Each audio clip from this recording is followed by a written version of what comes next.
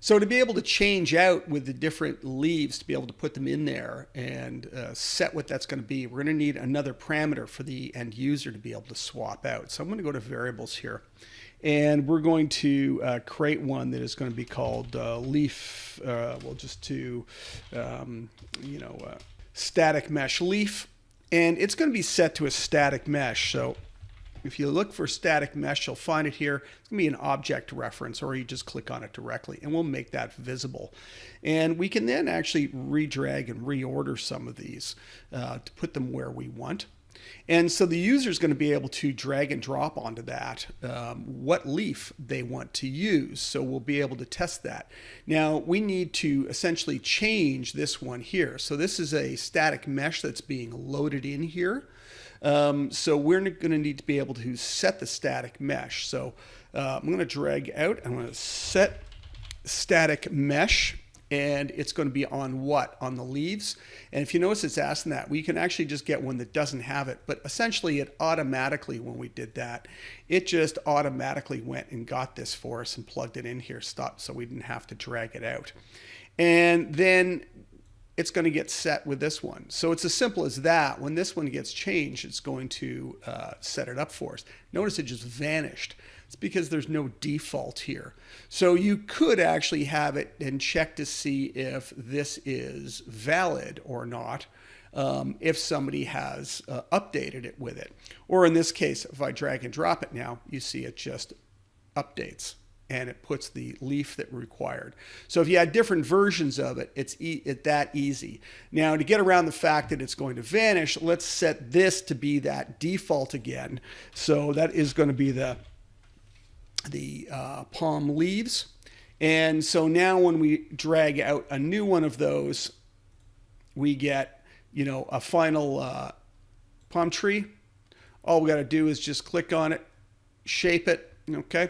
You'll see that they're spreading apart on there. We can right click on the path anywhere and actually add a new spline point somewhere if you wanted. Grab the tangent handles, do whatever you like.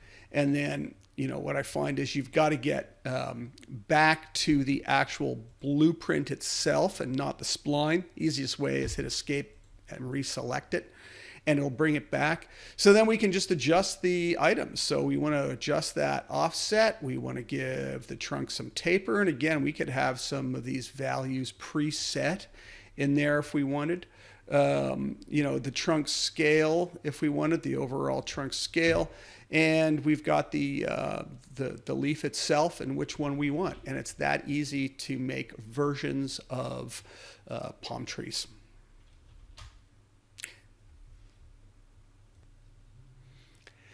So to get the alpha to work in the material, what I've done is I've created an image in Photoshop that has an alpha. The easiest way to do that is I just turned off the background layer. Make it a layer, right click or convert to layer, turn it off, and then paint above. And when you export as a PNG.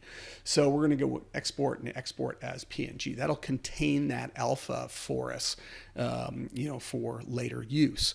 So then we have to set that up in Unreal itself.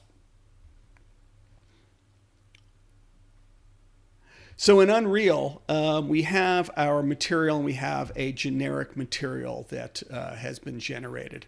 And I'll just show what I've done here. So this is a generic material that was built. It allows for base color, roughness, and a normal map to be able to be added in, and it's controlling base, roughness, and normal. How about that? Pretty straightforward. Now that base color map has an alpha in it. So if we take that alpha and plug it into opacity mask, it will cut it out, just as you would expect. Now you'll notice it's grayed out. That's because in the shader node here, we'd actually have to change it from opaque to masked. But because this is a general material, we don't want this on all the time because most of the materials we'll be using this for really aren't going to require an opacity mask. So we're going to leave that set as opaque. And we're going to want to be able to turn this on and off to a value and have this value be able to be masked over all, or a color. I don't know that we really need this because when you turn this on, it's turning it on, but this is a neat thing you can do. I've added a switch parameter. So that is just a switch and a static switch parameter, and then giving it a name. So use mask. False is just white. So if we're not using a mask, just set white, and that is opaque. If it's true, it's going to use the alpha. Again, I don't really think this is necessary because it's already turned off here. But then in our material instance, so I'm going to go on over to the foliage and the tree here.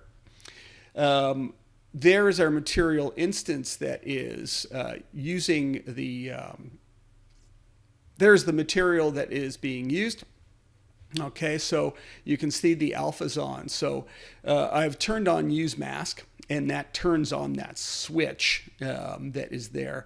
But if you roll on down into material properties of the material instance, you'll be able to find all of the extra values that you can turn on. In this case, one of them we're going to need is two-sided so that we see the inside of it because it's just a flat plane. And blend mode is going to be set to masked. So right in the material instance, we can change how the shader is going to function. So now it's going to see that. Now, if we wanted to get rid of this use mask here, we could certainly just go and get rid of it and plug this in directly. So I'm just going to disconnect from there, and we'll take the alpha directly out into here and hit apply. And what you'll notice now is I turn this on and off. So I'll set it back to opaque. There it is without the alpha. There it is with masked. So we really didn't need that switch, but it's kind of neat to be able to show that. We do need two-sided though, or else you're going to get this problem. You're not going to see the leaves from both sides. So it's as simple as that, so that we now have a leaf that is just a plane, really nice and low polygon count. It looks pretty natural, and we could also get it blowing in the wind with vertex colors and everything else. And it's easy to drag them out, drop them where we want, reshape them, and it's using material instances, so it's effective with our frames per second. It makes it very easy to swap. So